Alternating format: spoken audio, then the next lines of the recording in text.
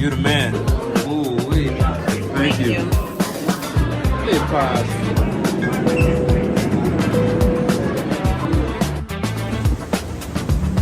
Okay. You can see right to it.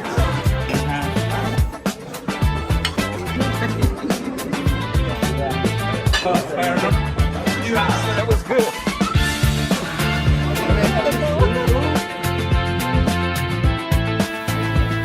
Thank you so much.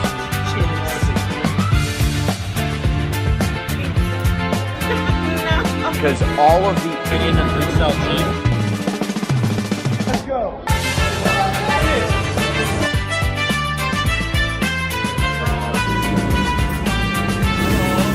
It's like it's just for you.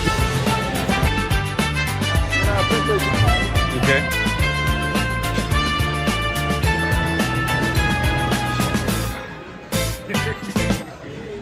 Yes, please.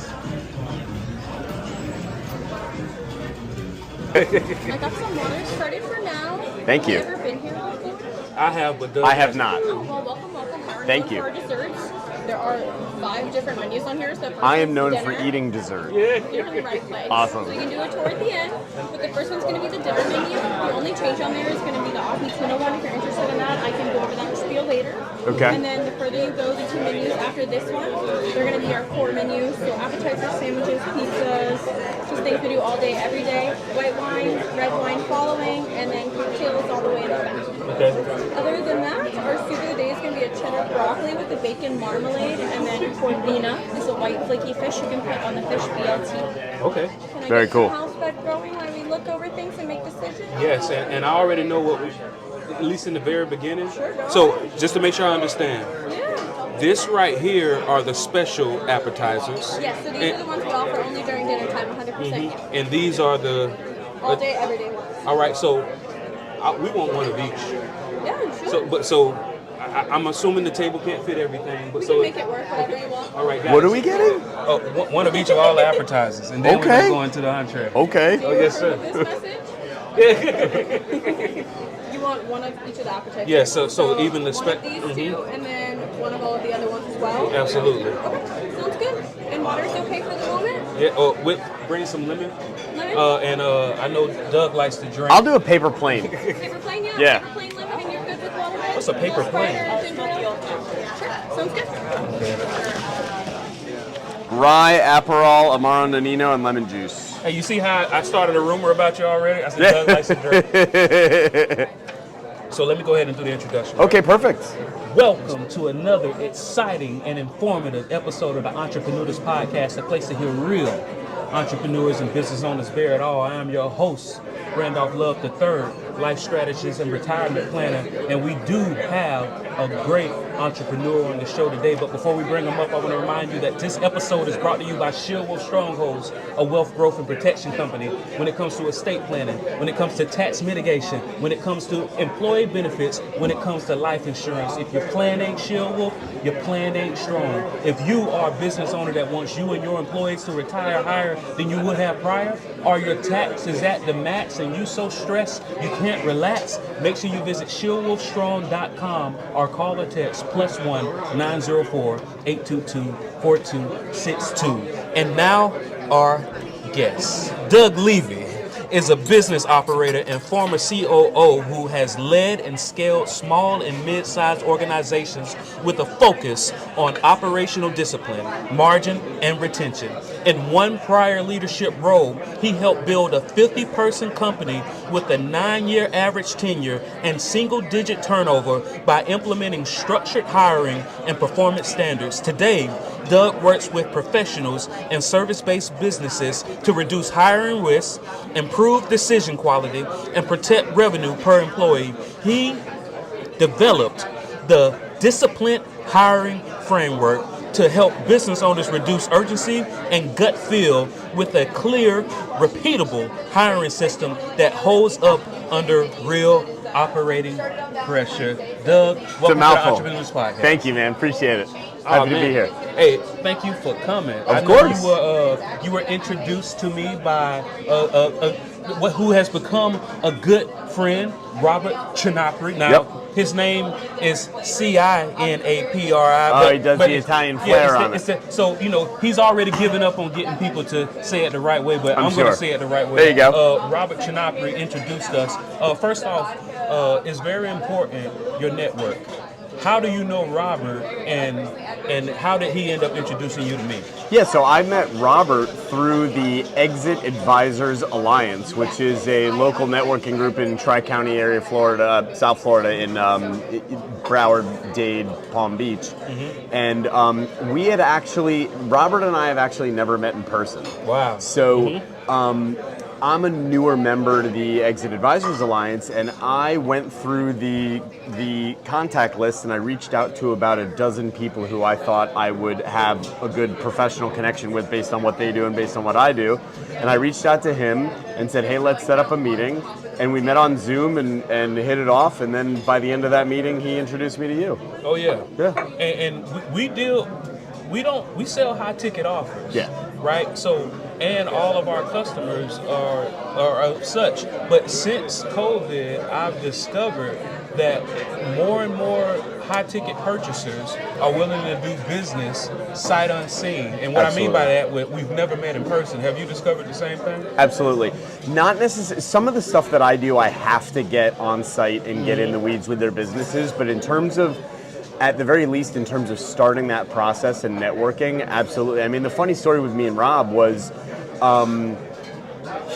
when I initially reached out to him, it was right before the end of the year, and I said, why don't we link up? He said, sure, why don't we go out for coffee or something? Because he was in Florida at the time. Mm-hmm. And I said, I don't have 2.5 hours to kill to drive up to Delray Beach and do coffee. Why don't we do Zoom? And he said, I'm reserving my time in Florida for in-person meetings, so why don't we schedule something for when I'm back in Canada, and this just works for both of us. And it was like a perfect example of that little dance of being respectful of my own time and other people's time, and him doing the same. So we just connected on Zoom, and it was like we were sitting in front of each other. Absolutely. So now we got the connection out of the way. Because same thing happened with Robert and I. I ended up meeting him in person. Except I drove down from Jacksonville down to Boca. And literally, he's Canadian, right? Yep. They've known for being ridiculously friendly. He invited me to stay at his place. Phenomenal. We had just met. So great guy. All right. Yeah. So check this out. So is there nothing that you know now that you wish you knew when you first started? When I first started in my practice, my consulting practice? In general, like when you hear that, what do you think? Something that I wish I knew back then was, it's funny. One of the things that I always say is I have a degree in management from the University of Florida. Okay. And having been in the business world for the last 25 years in management, I always say I wish I got a psychology degree instead. Wow, yeah. Because working in, especially in small business, it's much more about people than it is about business. And I think I would have had an edge knowing more about how people think earlier in life than knowing about marketing and human resources and economics and all that kind of stuff. Oh yeah, I am a constant studier of human psychology, right? Yeah. And whether people, because there are some people who believe that learning psychology and implementing it is considered unethical, right? And my retort to that is, so you're telling me that so first off, my first question is, do you believe that the entire world is run off psychology? 10 out of 10, they say yes. Of course. And then I say, so it sounds like you're saying that only the bad people should know psychology and implement psychology. Yeah. Is that where we're going with it? Right? And that's true for a lot of different disciplines. Like when you look at sales, especially when you're teaching a new salesperson, you have to navigate a lot of psychology. And at first glance, some of it might feel a little icky, but you have to frame it. So I learned, I think it was a Tom Hopkins sales course. Tom Hopkins from back in like the 60s and 70s. He said that sales is helping somebody buy something that they need. So you're not just helping somebody, you're not just convincing somebody to buy something, you're helping them buy something that they need. You're helping them make a decision that's good for them. And when you frame it that way, it feels much better to help people overcome their own hesitations to do something that you know that's good for them. I was just having a conversation with somebody, actually with my COO, and what it was, you know, when you make that decision whether to allow the cookies or turn off the internet cookies, essentially what you're saying is, hey, I know I'm going to get ads on my phone or on my computer, but due to these cookies, I know these ads are going to be, for the most part, directly pertaining to me. Right. So me, I'm like, I've you know, I'm not there yet, but I've almost reached the decision that, like, hey, let fine. the cookie, because if I'm gonna get bombarded by ads anyway, then why not be ads that I want? And then her retort is, they're gonna make me buy stuff that I don't want to buy right now. That's true. That's true. That's the problem. I may need it, but I don't want to buy it right now. Or they kind of, the times when they get it wrong, like there's a meme about like, hey, Amazon, I bought one toilet seat because I need a toilet seat. I'm not a toilet seat collector. And then you start getting bombarded with ads for toilet seats and stuff. So speaking of thinking you know what you want, right? There's a such thing as human capital. Yes. What's the reason that business owners are routinely hiring the wrong people, and a lot of the times they say, well, I had a good gut feeling about it? That's an easy question for me. You must have had that one teed up. And I was really thinking about it on the drive here, just leading up to this conversation. And I think one of the common problems with that, is that my paper plane? No, I am. Oh, that's not. Oh, terrific. What did you get? A nice old fashioned. Nice old fashioned. You exist. Yeah. She's trying to decide if she should talk or not. I broke the fourth wall. Samir, if you actually watch the episode that I did with Samir, he's a big time mortgage person down your way. I'll introduce y'all if you want. But he kept breaking the wall. Oh, cool. So he set the standard, so it's okay. Terrific. I knew it. There's mine in my coupe glass. Thank you very much. Let's do a quick cheers. Oh, yes. We're very well met. Absolutely. Fourth wall. Yeah. And thank you for being considerate of the framing. We just toast inside the frame. There you go. That's good. So to answer your question, I think the root of a lot of the hiring missteps that people make, that business owners make. Hello, sir. All right. Yorkshire? Very simple. Called popovers, and this is our half portion of our Brussels sprouts for you. Terrific. Thank you very much. What's your name? My name is Logan. Thank you, Logan. Thanks, Logan. All right. So, they got popovers. Okay, cool. Grab one of those. Thank you. I'm listening. Assumptions.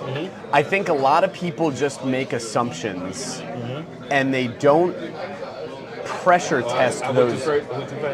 I'm sorry. Okay. They make assumptions, they don't pressure test. And they don't pressure test those assumptions. So it stands to reason that if you have an interview with somebody and you hit it off with them and everything feels right, that it's probably a good fit. But that's not necessarily true. So, and that happens over and over and over and over again. Another quick example is, this person, they didn't just apply online, they showed up at my office and asked to meet with me and show me, and personally hand in their resume. That must mean that they're very motivated. I'll take some of that, if you don't mind. But my response would be, what if it just means that they're desperate? Yeah. So a lot of hiring behaviors actually attract, not to offend anybody, but they attract desperate candidates and not ones that are highly qualified. So I think a lot of it is rooted in making these assumptions. So where 99% of people might agree, oh yeah, they showed up at your office, that's like a good sign. But I see it as a red flag. Are you saying that the motivation is more important than the action? No, not necessarily. There is so much to it that if you bypass all of it and oversimplify, Kill it. if you oversimplify it just to say this, I hit it off in the interview and the resume looked good, you're missing a lot of nuance. And when you don't capture that nuance, when you get into a long-term relationship with somebody, whether it's a working relationship or a personal relationship, that nuance is going to come out. And you want to flesh that out a lot sooner than later to make sure that you're investing in the right place. Okay. So, what would you say is a nuance that most business owners or the people in charge of hiring for the business miss? Soft skills. Okay. Soft skills. They are either making an assumption about soft skills, about which soft skills are needed for a role, or they're ignoring them entirely. Soft skills being things that you can't necessarily see on a resume, whether somebody performs well under pressure, whether somebody is good at written communication, good at verbal communication, has the ability to understand and interpret instructions, can work well under ambiguity. For example, if for example, this is a role where I need to be able to just kind of tell you a little bit about what I need and you need to take it and run with it. I'm not giving you a full roadmap to achieve the objective. Mm-hmm. Some people can't do that, and some people can. But those things are either business owners either fail to consider them, or they just don't even they don't know how to test for them or anything like that, because you can't ferret that out in a resume or an interview. Okay, so that's the $1 million question, because I was just about to say, because I agree with you. Everybody can't do everything, and depending on the role, that's what you need. How do you know in the very beginning if they can do those things before you invest too much time and money? You have to do a cognitive and personality assessment as part of your hiring process. Are those things accurate? Yes. Okay. You get a good tool and you design it the right way, and you can get ones that really do hit the mark. Okay. So in your opinion, which ones hit the mark? It depends very, very, very much on the role.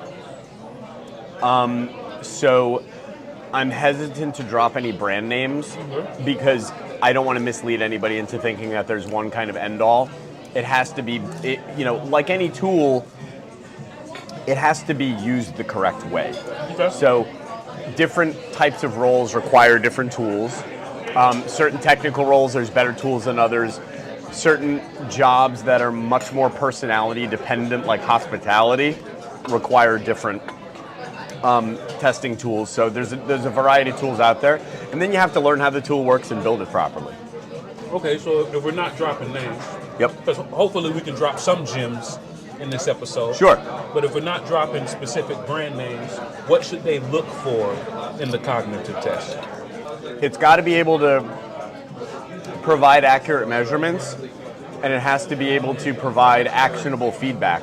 So a lot of them is really looking at the reports that they generate and seeing what those look like. So I've seen, for example, kind of shoddy assessments where they ask you 15 questions and it's like A, B, C, what comes next? D. 1, 2, 3, what comes next? 4.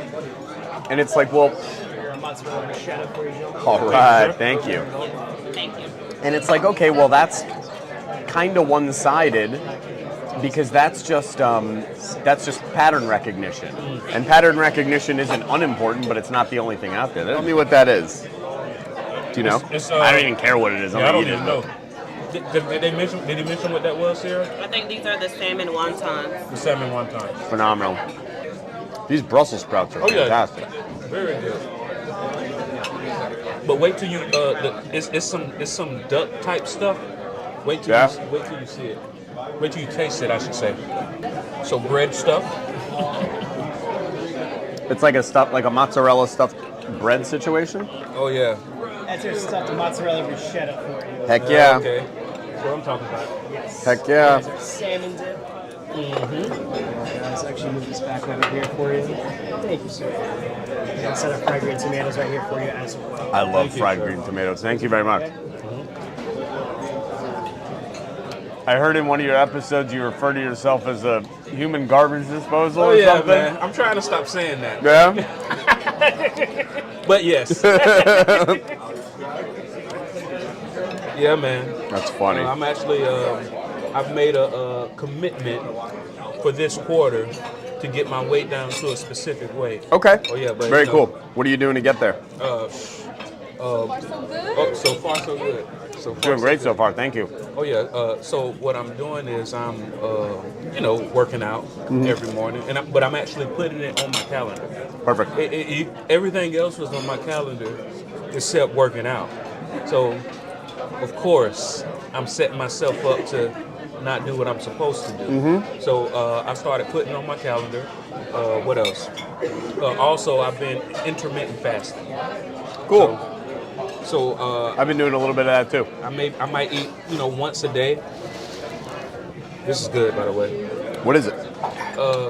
Remind, Like a crab cake or something? Yes, it's a type of crab cake, but I don't even Take be it. knowing. All right. So there's good tools and bad tools. Like, you look at one tool and it's like, okay, it's got like 15 questions of pattern recognition. That's not enough to really figure it out. So you need something that's robust enough to really give you the data that you need, I think is really the number one quality that I would say. Would you like another piece of this? No, I'm good. So Thank something you. that's robust enough to give you the data what you need. So what I was saying, from what I've experienced with those type of tests, they're very accurate. Yes. Right? Yes. If the person is being honest, right? Yes. And a good test has different ways to indicate whether the results are reliable or not. So I use different tools that are able to say, they're able to recognize certain patterns, certain behavioral patterns, like, oh, this person kind of whizzed through this section and we can't really determine if the results are reliable. Or it'll say this person there's one test that I use that says this person has a low self-critical score or a high self-critical score, which means they just think they're amazing, and their answers will kind of reflect that. Now that in and of itself isn't bad, but it's something that you need to be aware of when you're looking at it. Absolutely. I remember it was just one test to where, they were asking just normal tests, normal questions, and it was like scenario questions. And he says, you're sitting in your house. Oh, that's that duck stuff. Whoa! Slide it in there. Let me just consolidate plates. That's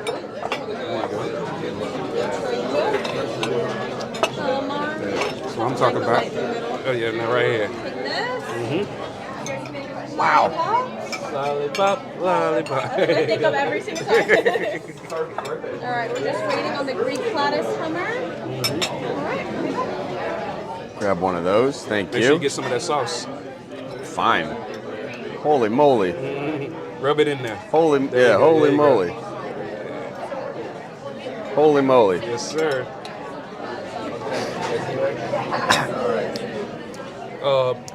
So what it was the scenario was you're in your house. Okay.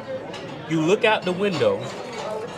Your best friends. You can see your neighborhood friend's mother is undressing in the window across the way. Okay. Do you look away or do you keep looking? Right? That was it.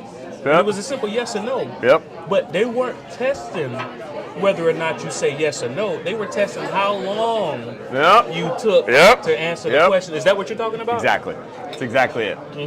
So different tests can figure out different things like that. And I've also found is that a good test is one that you kind of don't know what it's trying to figure out when you answer the question, because then a test taker can kind of work it a little bit. And you don't want it to be easily manipulated. So it's one component, but it's a very important component that people overlook. Okay. So let's say the person, did you get some of the fried green tomatoes? You don't want any? So let's say the person finds a good test, right? It has all of the fail-safes and the key features that you believe are great. Another thing that I've learned, and let me know if you agree or disagree with that, but what a lot of people do, without considering the test, they hire people that are just like them. Absolutely. When really and truly, if you yourself as the business owner takes that same test, you should be hiring people who are strong where you're weak and weak where you're strong. Absolutely. And and that brings up another kind of shortfall that a lot of, not just business owners, but I don't want to call it a shortfall or shortcoming, but just kind of this like thing that a lot of people have is you kind of expect people to be like you. I'm good. You expect people to be like you, and that's not going to build you a good team. You don't want everybody to be like you. And also, like, in a lot of cases, you're the owner, you're the entrepreneur, you're the person that a lot of times is the most successful person in many of the rooms you step into. I'm good on that for now. Why are you trying to hire a person for a different role that might be like an entry-level administrative role that is trying to conquer the world when that's just not the right fit to be looking for? We'll consolidate. Thank you, sir. You're a scholar. Wow. So, all right. So you were saying, why are you hiring a person? Yeah. Why are you trying to? Not everybody needs to be ambitious. Not everybody needs to be, super driven. Not everybody needs to want growth.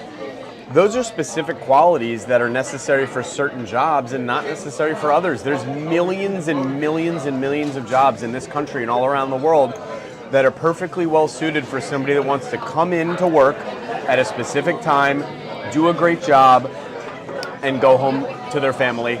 Doesn't want to work a minute more than they need. Doesn't want to work a minute more than they need to. That kind of thing. And a lot of business owners kind of like overlook those. I call them steady Freddies. Some of the best employees I've ever had were people that worked for the company for 20 years, and they were never team leads. They never took initiative on projects. They weren't like super into some of the more like hoity-toity cultural stuff that we would do, but they just came in, did their job every single day to the best of their ability for years and years and years, and were always happy and never wanted to leave. So a lot of times those people get overlooked when they really shouldn't. All right. I'm going to say my next question. Go for it. After you bite a little bit. All right. This is what you're going to love. Okay. That's like a duck ragu, right? I know duck is in it, but it seems like you're familiar. It's like the way it's prepared. It's like a shredded. Duck is in it. Yeah. So you're cultured with your food. Oh yeah. So what is the cost, the true cost, of making a bad hire? That's a great question. So there's direct costs and indirect costs, right? So direct costs are what is the money that comes out of my pocket from screwing this up, call it, or from this not working out, and what are some of the other things that you need to consider that I would call a cost. So first of all, the impact statement that I make is that if you hire somebody for $60,000 a year annual salary and they don't work out after 6 months, I calculate that loss based on certain mathematical assumptions at about $55,000. Wow. So almost their entire salary is a loss. Now, what does that look like? First of all is ramp-up time. When you hire somebody, they typically are not at full speed their first day on the job, right? So some businesses or some roles have long ramp up time, where somebody might not be like at 100% for 6 months or a year or 2 years, and sometimes it's maybe a few weeks if you're lucky, or 3 months or something like that. But if you hire somebody for $10 an hour and they are only 50% up to speed over those first 3 months or 6 months, then the rest of that's just a loss. Yeah. Right? And then when you look at a hire not working out, what do you typically see along with that?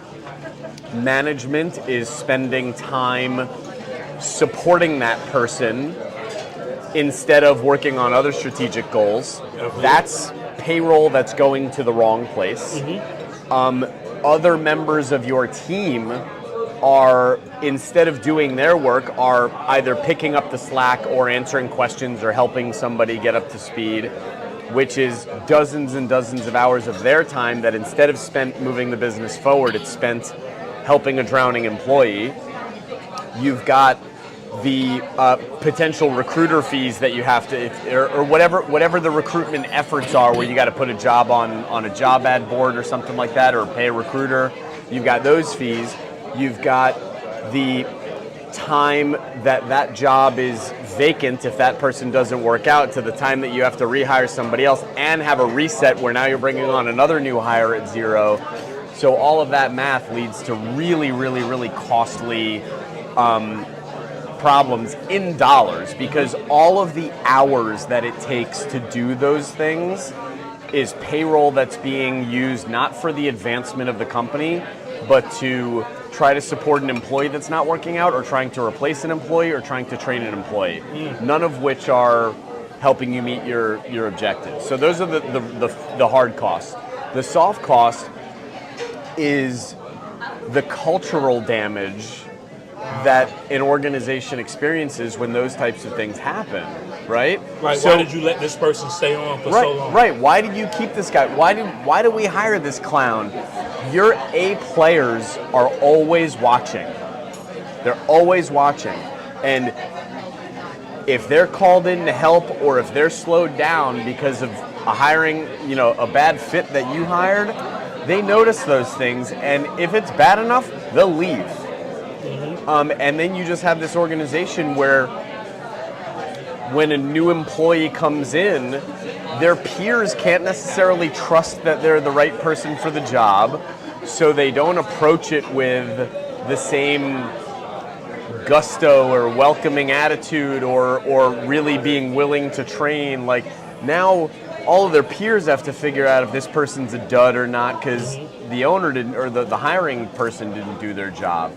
And those things, while you can't necessarily monetize what that looks like, they affect the culture of an organization. So if you've got two organizations side by side, and one of them has bad hiring practices and high turnover, and the staff is not excited about anybody new, and there's all sorts of drag that's created when somebody doesn't work out, and then you've got another organization where they've really got it right, and when somebody comes in, everybody that works there has a lot more trust that the managers or owners chose the right person, instead of hiring somebody that just blew smoke up the boss's you-know-what in an interview.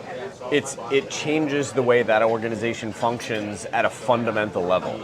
Got it. So, correct me if I'm wrong, but I imagine it's impossible to have zero turnover. It is. Okay, so that said, what do you consider, and I imagine there are some people who, great.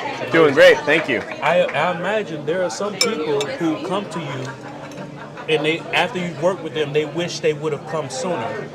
What are the telltale signs that they have higher than average turnover? Because in their minds, they're probably thinking, all right, this is just how it works. People come, people go. Yep. What are the telltale signs that they have higher than average? So you don't really need to be honest, you don't really need to worry about telltale signs, because the math is the math. It's how many people are you hiring, how many people are leaving. Turnover is a mathematical calculation, Okay. And you compare it to industry average. And not every business has the same type of turnover. There's different businesses where people can be expected to stay for a long time, and there's different businesses like hospitality, where people don't people aren't servers at restaurants typically for 10 years. You know, a lot of times there's people that just come to do it for 3 months or whatever. So every business has a different number, or every role has a different number. But you can look at industry benchmarks and just say, you know, figure out what's going on. You know, you go into a business that's been in business for 15 years and all of their employees were hired in the last 3 years. That's kind of a telltale sign like, hey, there's a problem. Why don't you have anybody that's been here for a while? Why is everybody new when you've been in business for 15 years? That is kind of weird to me. There's a story behind it. There's a story for everything, right? So, but that's where I start asking questions. Okay, so does a person only learn what the industry benchmarks are by hiring somebody like you, or is there not a periodical or a journal or a census that they can go to know what the benchmarks are? Look it up. Very easy to look up. You know, what is the average turnover for a medical assistant at a high touch, dermatology practice or dentist practice or whatever. It's very easy to do some cursory research and see kind of what ChatGPT comes up with and stuff like that. And you don't need to get too scientific. You just need to see like, all right, how far away am I from these indicators? Mm-hmm. And then you also kind of know, right? Like a business owner, if you go to a business owner and say, is turnover a problem for you? It's going to be a yes or no answer. They're going to know, you know what? I'm having trouble keeping people, or I'm not. Or people come here and they stay and they love it here, and they only leave when their husband in the military gets reassigned to a different base or this or that or the other thing and that kind of stuff. So you kind of know. Okay. All right. So out of 10 engagements for you, how often is it the employee's fault and how often is it the business owner's fault?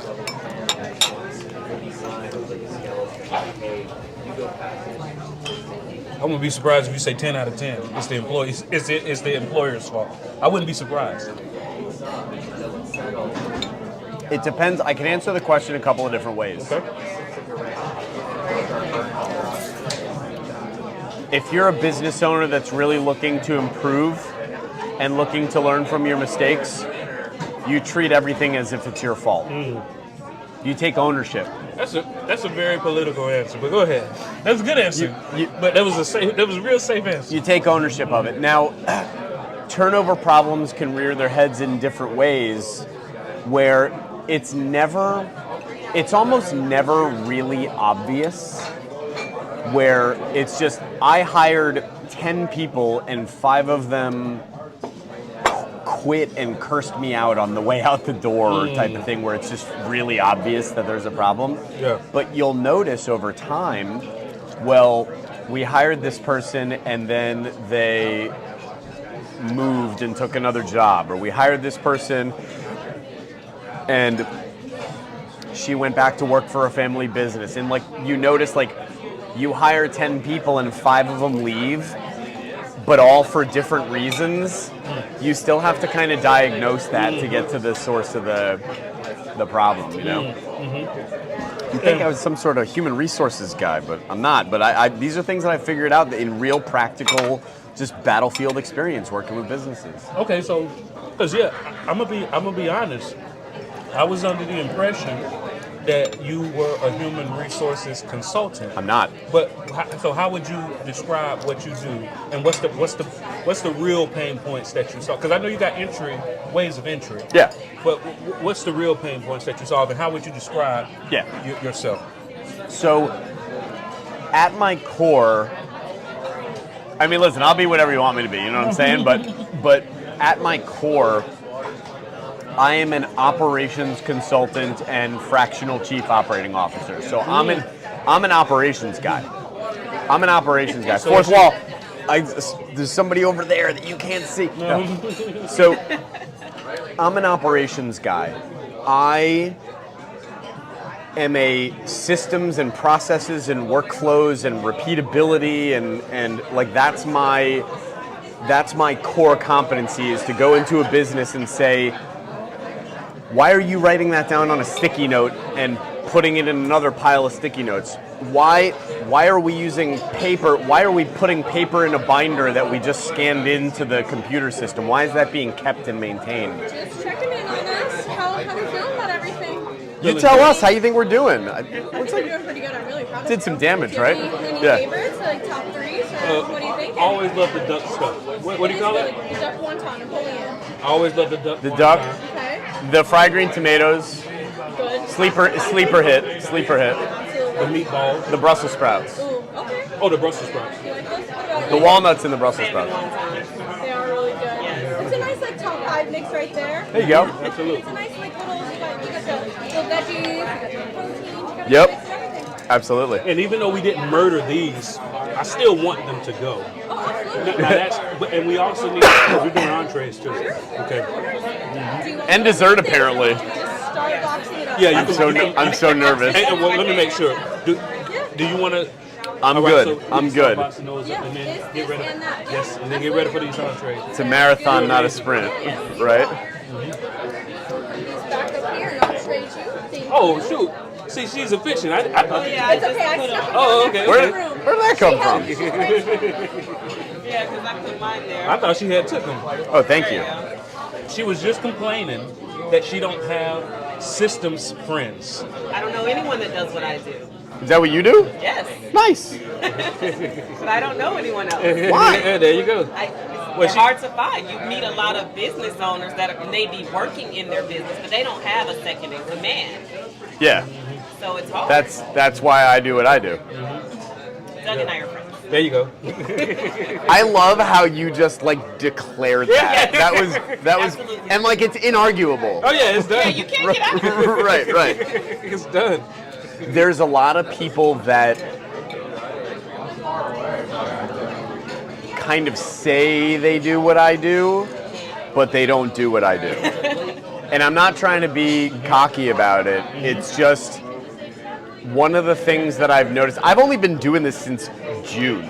Like I was working as a chief operating officer for years before that. So I've only been consulting since June, and I've already noticed that my special sauce is how deep into the weeds that I get, where not superficial. most people stop at theory or maybe go a little bit past theory and coaching. Not that there's anything wrong with coaching. There's a need for coaching. I just explain to people, I am not a coach. I'm in it with you. I'm in the trenches. I'm not the general back at the Pentagon telling you what to do. I'm in it with you, and there's not a lot of people that go as deep as I So do. it sounds like friend and mentor. Yes. There you go. There we go. Shadow. There we go. I can't even imagine what else I'm gonna eat. Whatever you're. Do you have a fridge at your hotel? I do. Whatever you're okay with taking home. There you go. I've never met a ribeye I didn't like. Well, there you go. It's done. Seems like you should make your acquaintance. Now I gotta figure out a glass of wine. I'm an operations guy, so I can come into a business and look at the way everything flows all the way down to the granular. And I ask all sorts of weird questions, I make all sorts of weird observations, and I can go look at a business and say, if you fix this, this, this, and this, you can get things moving along better. Through my consulting work, I noticed a trend with this hiring stuff, and it's something that I was very successful in my previous role that you mentioned in my bio, which is I worked at a company with 45, 50 employees. We had turnover below 10% almost all the time, average tenure of 9 years, which in 2025, 2026 is just unheard of. And looking back, I realized that I figured out what I was doing right. And I'm looking at some of my clients and what they're behind the curtains of these. what they're kind of not doing right, and I dove in head first on that. So I basically and in my desire to scale my business, because I don't want to be Doug Levy Consulting for the rest of my life. I'm looking to grow something meaningful. I've got my consulting work, and then I built this disciplined hiring system to be able to roll out as a modular little thing that I can offer to small businesses where maybe they can't afford the high ticket, 6-month engagement consulting, but they can afford to spend a few bucks on really optimizing their hiring practices for forever. So those are kind of my two branches. So this hiring thing is my hot take right now, and it's a big part of the future of my firm. Absolutely, man. It seems very, because even in my 5-year plan, I only see myself at the most hiring 3 more people. Yeah. But now with the onset of this AI, I don't even know if I'm going to hire those 3 people. I'll be honest, I don't know. You need people. Okay, there's work that AI can't do. Mm-hmm. Somebody's got to feed the machine. You know what I'm saying? Like, I hired, when I was building this disciplined hiring system, which I've done over the last 2 months, I did a lot of ideation, but I didn't have the time to build the resources themselves. So I actually hired a human assistant and said, here's the game plan. You go use ChatGPT to help write all this stuff, and then you and I'll kind of polish it up. Mm-hmm. So even that saved me, 30, 40, 50 hours that I could spend elsewhere. So there's still a need. You definitely don't need as many people, but you still need people. But the funny thing is, I didn't mean to cut you off, but the funny thing is that when you look at how expensive it is to not hire well, I was talking to somebody about this disciplined hiring system yesterday, and they said, oh, it sounds like this is a good thing for people that are like doing a lot of hiring. And I said, no. There's value in it as an insurance policy if you're hiring one person. Because if you're a small business and you're hiring one individual, how much do you have riding on that individual? A lot. A lot more than a business that's got 40 people hiring its 41st person. Mm-hmm. So I would argue that the stakes are even higher for a small business that is hiring its first, second, or third employee than a larger business. Yeah. To me, it's kind of like, so I've been in the insurance industry going on 2 decades now. Started in property and casualty sales, transitioned into claim handling, right? Yep. Now, that's why you got that haircut. Same as me. 25 years in property and casualty insurance. All that stress. Yep. Actually, it's a sign of intelligence, is what I heard. I'll take it. All right. So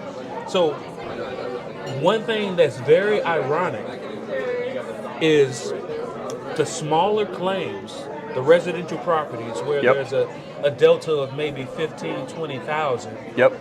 It's way more important to that property owner. And when I say important, potentially detrimental, devastating, than that multi-million-dollar commercial claim. Absolutely. It sounds like what you're saying is all true. That truth is parallel when it comes, whether you hiring 100 people or one person. Right. That disciplined hiring system is valuable. Absolutely, because the cost is so high. You spend a couple $1,000s a year to insure a $40,000 car, don't you? Mm-hmm. Why? At least in South Florida we do with the prices and maybe stuff more. like that. Yeah, right. But so that's kind of the point, is that you don't look at it as a function of. Doing great, thank you. Are y'all ready for your entrees? Are you ready? I'm ready. All right, let's go. I'll do the braised short rib. Yeah, you will. It's really good. I'll have the ribeye, and I'll take that medium with the wine that's suggested on the menu, the Annabella. Yeah. Thank you. May I take that menu out your way? Yes, please. Thank you. Yeah. How long have you worked here?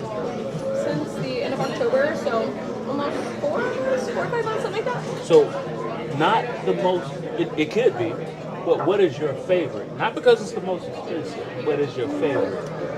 No, I'm Favorite always a entree. meat girl. So Okay, I let's like the do it. ribeye. I'm a meat girl too. Not the ribeye. Yeah. If not the Yeah. ribeye and you like seafood, I really like the black and red fish just because it's a very creamy spinach sauce. It's like the perfect mix of sauce, and I like spinach. Okay. And I'm very particular with seafood, but for some reason it all just complements very well. Does the ribeye come with like any like sides or anything? Or is it straight? It comes with asparagus and then potatoes. So Love it's it. called potatoes. I take the ribeye medium rare. Okay. Sounds good. Thank you. So yeah, so I started just pulling on the thread with this hiring stuff and figured out some really interesting things. Really interesting things. And it's working out. Yeah. Okay. It's got legs. All right. That's what I like to say. It's got legs. So, what would you say, if we haven't already said it, is the most common hiring mistake? Thank you. Absolutely. I wouldn't appreciate it. I wouldn't say that there's a most common mistake. Kind of like I said at the beginning, I think there's a root cause, which is just making an assumption that you haven't actually thought about. Like, hey, is this a good idea or not? Or am I on the right track? When was the last time you questioned, hey, is hiring somebody that I get along with really well in an interview, is that like the right way to evaluate somebody in an interview or not? Most people just don't question that. They just kind of operate that way because they're running a business. They're so busy doing all these other things. But when you laser focus on that piece of it, the answer is not always yes. So I think the root cause is making assumptions that feel right, but are objectively and in practice not the best way to go about things. So all right. So I mean, I think for a business owner, one that's been, I say, rewarded for going with how they feel, going against the grain. It sounds like you're saying there comes a time to where you have to eliminate the spontaneity. Yes. Of hiring. Nailed it. You nailed it. A lot of people, you can get lucky. You know, you can do it that way and hire somebody who's great, and you've got this rock star on your team where you're like, I just did it the way I always do it, and I hired this person or these 3 people, and they're fantastic. But it's a numbers game.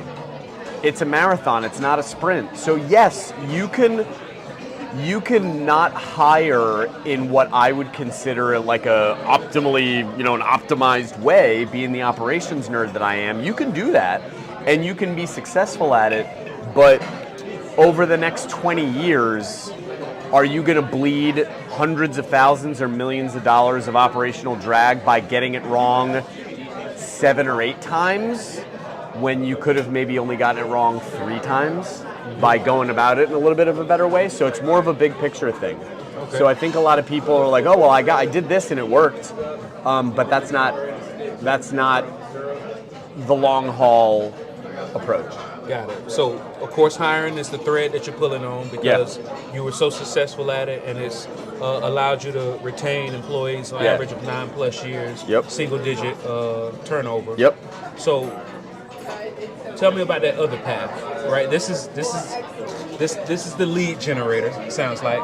But it's actually could be the whole thing. It could end up being the whole thing because it's so valuable and it's so impactful and it's so accessible, and not everybody needs or wants a long-term engagement out of this type of thing. So this thing could have legs all by itself, to be completely honest. Especially when I pair it with some other modules, because I'm noticing some other trends. So for example, I'll give you a little teaser and the audience a little teaser. What comes after hiring? Training? Onboarding and training. Would you say that it's normal in a business, that a small business especially, that a lot of business owners rely on their new hires to figure a lot of things out on their own? I would say yes. It almost becomes which even from the very beginning, I just assumed that a lot of stuff that's said on a resume isn't true, or at the very least exaggerated, right? Sure. But I think a lot of people think that everything that they see on that resume is the gospel truth. So yes, it does come across as ah man, you said you knew how to do this. Sure. And not just that, but a lot of businesses like they don't necessarily have all of these built out processes and procedures and training manuals and all this kind of stuff. And what they do in lieu of developing those types of materials is they say, this person, in order to hack it here, they're going to need to be able to figure it out. So if they can't figure it out, they're not a good employee. And they potentially just lost a good employee. But here's the thing. There's a lot of jobs out there where you're just supposed to do kind of, for lack of better phrasing, you're kind of supposed to just do what you're told or follow the instructions, right? Like if you're working at a call center, you're supposed to follow the script and escalate when they say certain words, like I want to cancel my subscription or whatever. So there's like a decision tree. There's a lot of jobs where you're not required to be able to figure things out because you're just supposed to follow the roadmap. Yes? If your job doesn't require the skill of figuring it out, why does your onboarding need to require the skill of figuring it out? So if I hire somebody that could be amazing at their future state job, but can't figure it out in the beginning because I don't have the proper materials to just point them in the right direction, is that fair? I don't think so. So there's a lot of,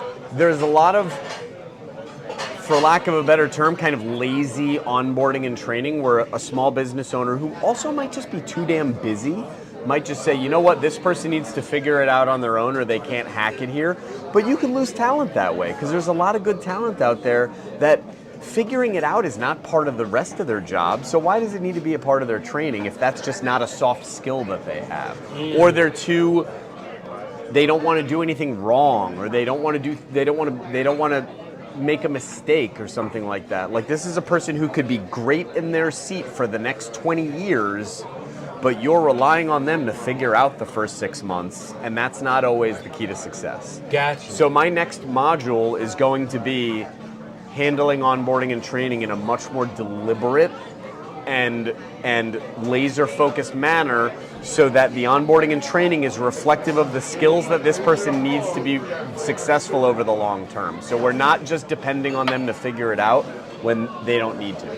Got it, because I like how you put that, because some job descriptions require thinking on your feet and figuring it out. Yes. However, if the job that you hired for doesn't require that and you're forcing them to try to figure it out in the very beginning, you could lose that good employee. Yeah, or they're just not going to be successful, and you're grading them on the wrong scale. You're grading them on a figure it out scale when they're the role you hired them for is an execute these instructions consistently role. You know what I mean? So, and I like what you said there, because of course, my company, we have core values. Yeah. One of those core values is we have intuition, right? And what we do is, because even though we have intuition, our goal is to take the intuitive process out of everything. Yes. So what I love that. So what that means is, as soon as we run into an issue, and I think that you should have had intuition. Yeah. We immediately stop, we evaluate, and then we put it in our SOPs. I love that. And that is a level of discipline that is commendable, and not a lot of small businesses have that because they may just, listen, businesses that make these, mistakes, it's not because they're bad people. It's these people sometimes people don't have the bandwidth or don't have the skill set. There's a lot of people that start businesses because they're good at what the business does and they're not good at those other things. But I love that approach of saying, wait a second, we just hit a problem. Instead of like resolving the problem and just moving forward, let's spend a little bit of time to figure out what caused that problem and how we can avoid it in the future. Mm-hmm. And I said the word spend, but what I really meant is the word invest. Because what's the difference? An investment has a return. And what's the return on that investment of stopping and spending the hour it takes to troubleshoot why that happened and write some stuff down to make sure it doesn't happen again? That'll save you countless hours in the future. That's powerful, man. Yeah. All right, so how do people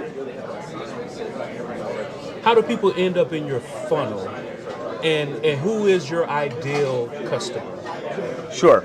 So being that I just recently started this, I'm working off of a lot of referrals, which is phenomenal because my reputation is preceding me. I'm doing something right, and I'm being introduced to people. You got introduced to me, man. That's exactly. Not that easy. Exactly. I booked a discovery call with somebody because I'm in a Facebook user group for a specialized software that one of my other clients uses. And somebody in that Facebook user group said, hey, I need help with something that I'm good at. And I was like, hey, I've done this for one of your peers. Let me help you out. But I'm also, for example, like I said, the way I met you is I'm networking with the Exit Advisors Alliance. One of the reasons that I got into this work is because my company that I worked for was sold, and I was a part of that whole process. And I also realized the value of what I do in helping a business prepare for an exit. Whether it's 5 years ahead or 90 days ahead, there's things that I can do to help improve an operation for a transaction. So I'm networking with those types of folks. My ideal client is a business that realistically has at least $1 million in revenue and is running profitably, where they're not... Yeah, that's not always the same. Yeah, they're not hand to mouth because my services cost money, and if you don't have the money to pay for it, there's not a whole lot I can do. So a business that's making at least $1 million in revenue and has some room for optimization, where you've got somebody that kind of knows that they don't have all of the puzzle pieces together. And it goes up to probably businesses. I wouldn't say that there's a revenue ceiling, but I would say that there's typically an employee count ceiling. So once you get to businesses that have anywhere from 50 to 75 employees or more than 50 to 75 employees, they typically have a very strong operator in place in their hierarchy. So I'm not necessarily there to supplement what an existing chief operating officer is doing. I'm there to help a business that doesn't have an operations manager or chief operating officer get their things in order so that they can grow to the point where they need one. Is what I would say. And I forget, there's a specific type of employee benefits that once you hit 50 employees that you must engage in. Yeah. Are you familiar with that? That I believe there's certain compliance issues that happen at 50 employees, like Family Medical Leave Act and offering benefits and stuff like that. But that's not technically related to the type of work that I do. But the reason why I asked is it seems like whatever documentation that they have to file, that could be they probably trigger. don't have it. Yeah, that could be a trigger. Oh, because the way a lot of these data companies work, you can literally say, give me only companies that have 45 employees. Yeah, 45 to 49. Yep. And then boom, there it is, because they are hitting these compliance things that they know. Oh yeah, and that's part of it. If you're not operationally sound, you don't have that stuff. But a lot of the businesses that I work with, they typically take a couple of different forms. So number one is the owner is in the weeds and experiencing pains that they know that somebody else could probably help them get out of. Number two, a lot of them have hit like a revenue ceiling. Like, I can't seem to get past $2 million in revenue no matter what I do. So tough. Type of deal. And something they need to kind of break down to break through. But I think one of the most common, and I remember this from one of your previous episodes, is you were talking to Rob about it. I think that for somebody to reach out to me, they typically have to have a sense of humility that I don't know everything, and I want to bring in an expert that can help me with the things that I'm not good at so that I can learn them or implement them, or somebody that's got time that I don't have and focus that I don't have. So typically, I'm not hearing from people that know what they're doing or are fine without me. I'm hearing from people that have acknowledged that there's something that they want to accomplish that they can't seem to get done by themselves, and they want to bring in some firepower for it. Absolutely. It's one thing that I've shared on multiple podcasts and some of the speaking engagements that I've done because it's so profound. My granddaddy, he's 93 now. Oh, God bless right? him. And he still is driving. He's still. God bless the rest of us. Right? Is it God bless the rest of us? Yeah, for sure.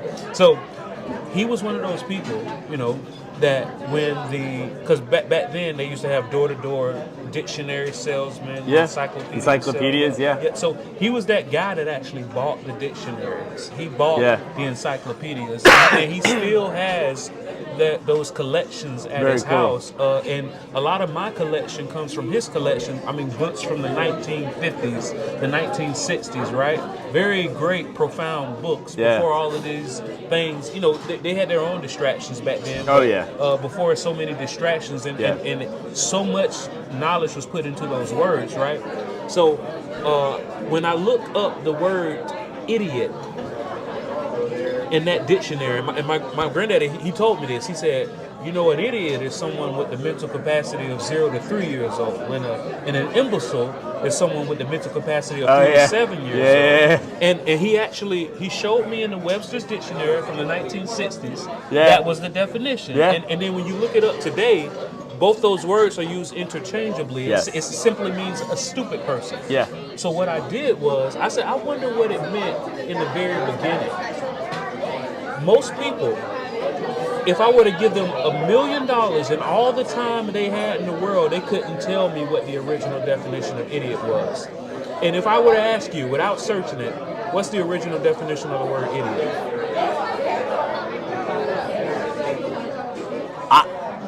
I don't know. If I had to hazard a guess, I would say somebody who thinks they know things but doesn't. Okay, that's a good guess. Okay. The original definition of the word idiot is a private person. Strange, right? Now, they mean a private... I see the jump. Yeah, so what they're saying is they're referring to a private person as the opposite of somebody that was in the government, a public citizen. Okay. So the people in the government call the rest of the people idiots. Okay. So, and it just transferred to these people are stupid. Right? Interesting. So when I saw that, I said, "Wow, that's very interesting." So if idiot and imbecile were used consecutively back in the 60s and they're used interchangeably today, I wonder what the original definition of the word imbecile was.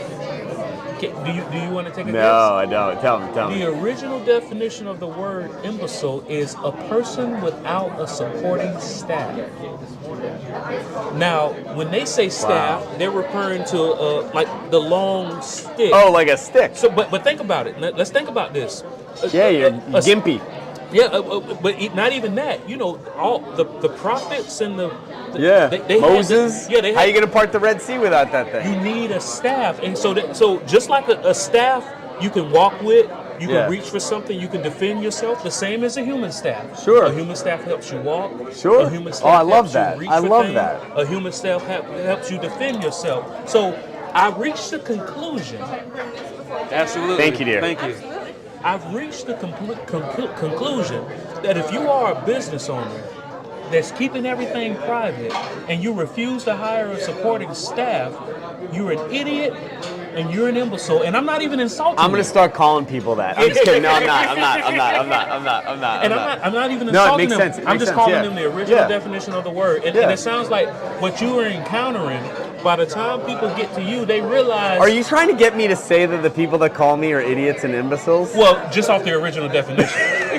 But by the time they call you, they actually... I don't know if that's going to fly in my marketing materials. But actually... Are you an idiot? No. Are you an imbecile? Call me. But by the time they call you, they've actually transcended.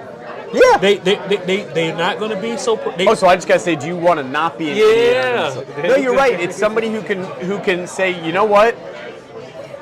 it goes back to that saying, there's got to be a better way. And there's some people that can get there on their own, and there's some people that can't, and there's some people that can get there faster. One of my clients is somebody who I've known for a few years from before I got into this work, and she said, you've already done what I want to do, so I'm going to pay you for the shortcut so that I don't have to experience the pains and make the mistakes that you had to make to figure this out over the course of 20 years. I want you to help me get there in 5.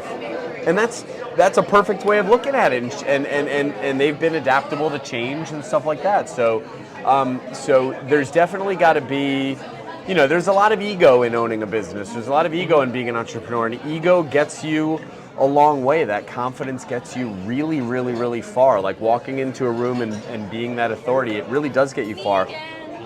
Thank you. Getting the utensils right. But knowing what you don't know is what separates the winners from everybody else. And I'm glad you say that, because the more I know, the more I don't know. Absolutely. Yeah. All right. So to quote one of my favorite songs, all I know is that I don't know nothing. There you go. I like it. So let me ask you, what books should people be reading and why?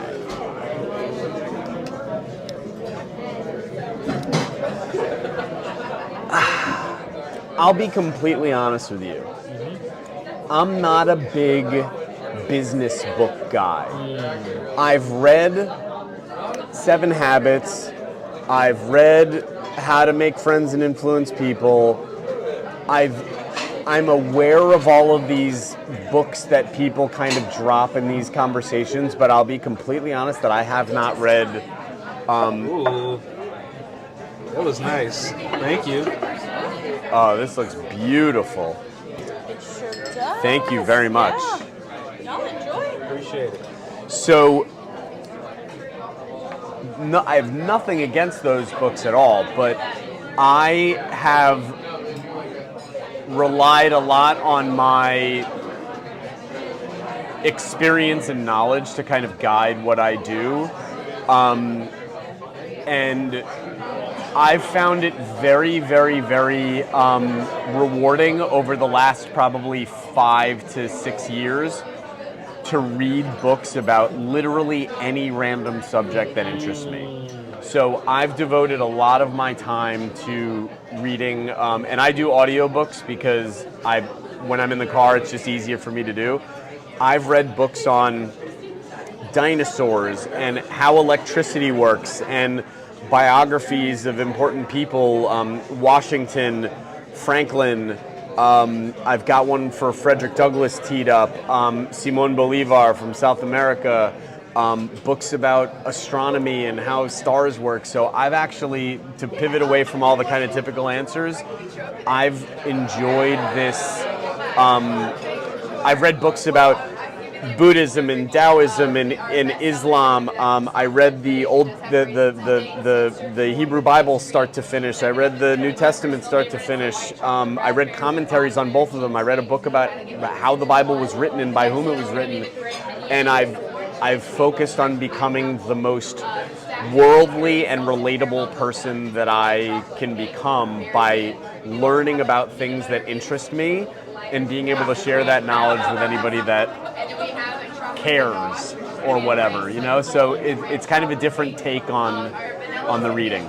That's very powerful what you said. Very relatively recently, because all I read are nonfiction books. Okay, cool. That's all I read. Yeah. But relatively recently, somebody broke that down to me, just the way you just broke it down. They said, do not, because now a lot of the stuff you mentioned were still nonfiction. Yeah, but all of it's nonfiction. But they said, do not discount fiction books as well. Sure. And the way they described it was, it puts you in the mindset of how other people think. Yeah. And with the kaleidoscope of topics that you're reading on, one thing that I truly believe is all truths are parallel. What's typically true and workable in one facet of life is true and workable in another. And it sounds like with you taking in all this mosaic of knowledge, it's making you better by when you apply and articulate what you want to do and what people should do. Yeah, I would agree with that. And it's just it's it's fun to read about things that you find fascinating. I think that people kind of like I haven't read Traction, and I'm not afraid to admit it. Oh, I love Traction. Everybody does. I'll get around to it, but I'm also not afraid to admit that I haven't read it because I'm still doing what I do, and I'm reading other things. I'm in the middle of an audiobook. I also like the great courses on Audible. I'm in the middle of one on conservatism. So I'm in different parts of the political spectrum on different subjects, but I'm gaining a better understanding about what conservatism really means and what it is and stuff like that, and getting rid of labels. And so I read interesting stuff that's interesting to me. Sometimes I read a book about the oyster harvesting history of Manhattan. Wow. Just random crap, but it's a lot of fun. It's a lot of fun. It's a hell of a lot more fun than reading 7 Habits. I love that answer. I really do. I'm glad. Matter of fact, it's a good book that if you haven't checked it out, I would love for you to check out. It's called The Greatest Salesman in the World by Og Mandino. Okay, I haven't checked that one out. It's a mixture of facts with storytelling. Oh, cool. Yeah. I like that. Okay. Is there a question that I did not ask you that I should have?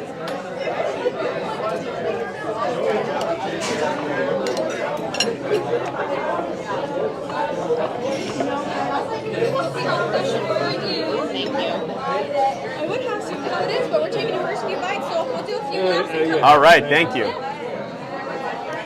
Is there a question that you didn't ask me that you should have asked me? Give me a minute to think about that one. Go ahead, take your time.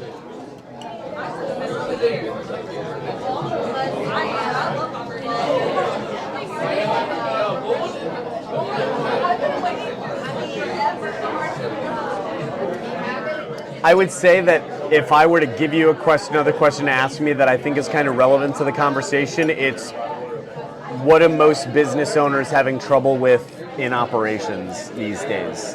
What would you say? And the answer, I think, would surprise a lot of people. I think a lot of people think that when I say that I do, process optimization and things like that, that I'm coming in with all sorts of AI and saying, oh, you need to use this to make automated calls to your clients, and you need to use Zapier to connect this software to this software to this software to this software so you can get these things out and not have to have anybody touch it. But the reality is, it's the fundamentals.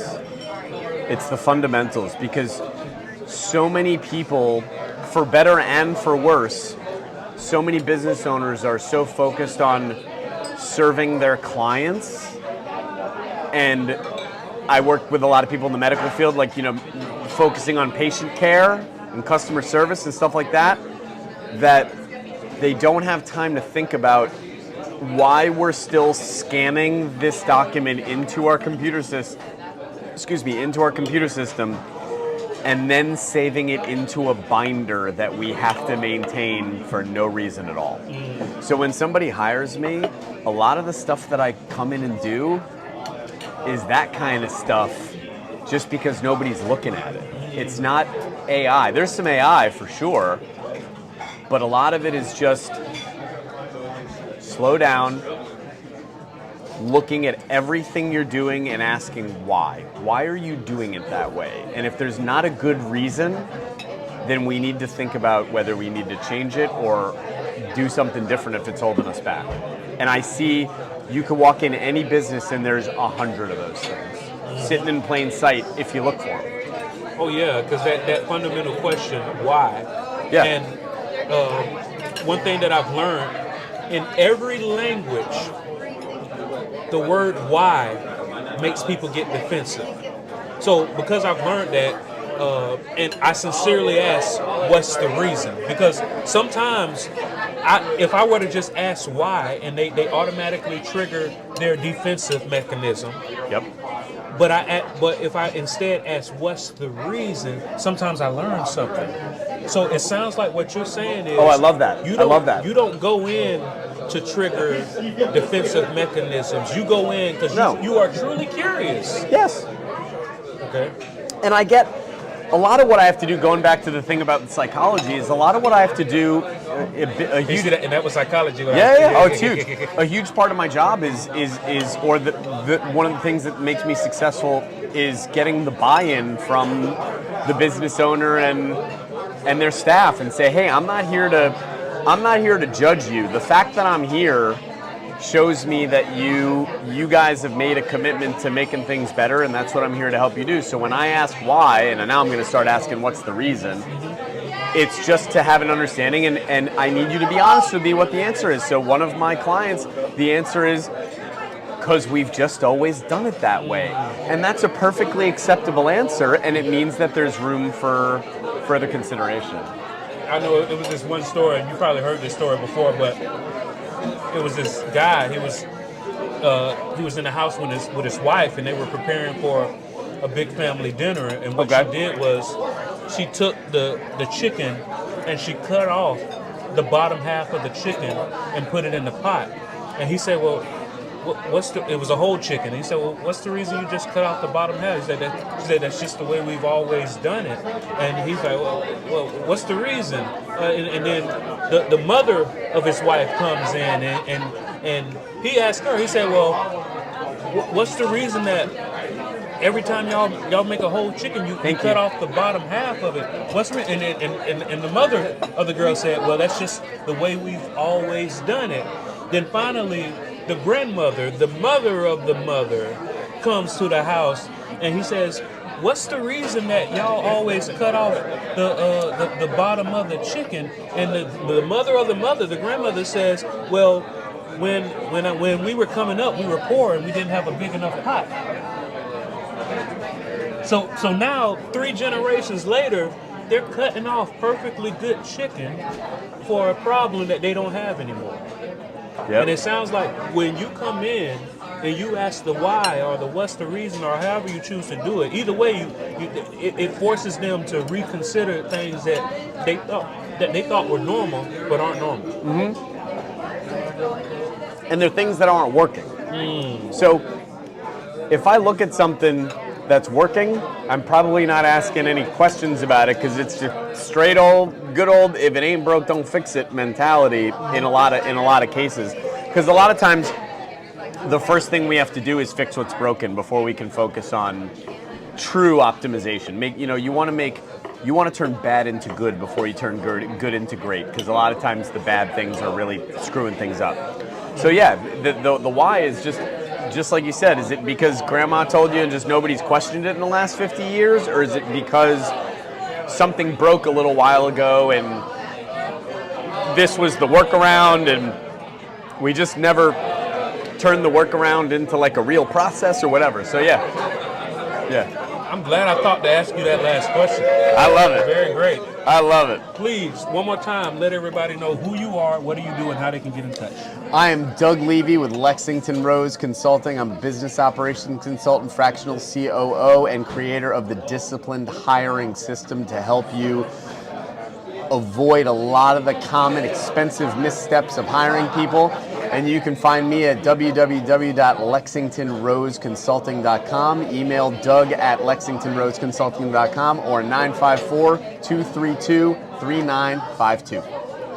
And this has been another exciting and inviting, informative episode of the Entreprenudist Podcast, a place to hear real entrepreneurs and business owners bear it all. I'm your host, life strategist and retirement planner, Randolph Love III. And until next time, don't play with it, stay with it until you make pay with it. This is the Entreprenudist Podcast, signing out. Love it, man. That was fun. That was a blast. That was an absolute blast.